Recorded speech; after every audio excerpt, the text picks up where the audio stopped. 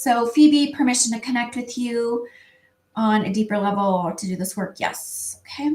What can I do for your best and highest good? Okay. I'm hearing the word individuation from chaotic sources, which in a way means, if you look up the definition of individuation, it's actually a really good word. I can't tell you off the top of my head, but to me, it means kind of separating yourself from this chaos.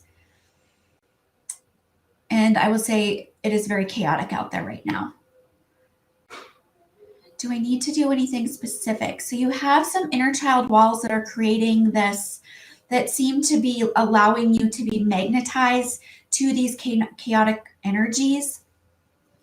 It's, we put the wall up for safety, but then it can have a reverse effect and actually polarize us to more chaos or trauma, whatever it is we're trying to block out. It feels to be the case for you.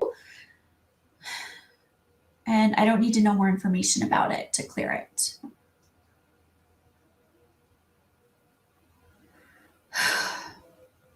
That wall feels like it was put up when you were around the age of 3, some type of trauma where you felt unsafe and just said, nope, this doesn't work for me. I'm putting up a wall. We're going to block this energy. That is now cleared.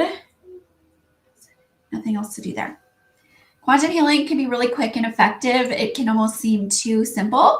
So I get a lot of people who are skeptical because they think, how could this possibly work like this? But it's really, how do you think Yeshua in the Bible healed? He was like, be healed, get up and walk. What are you doing?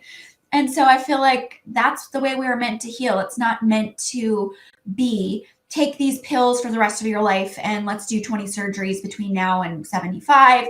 And that's all I have to offer you. It's so much more than that.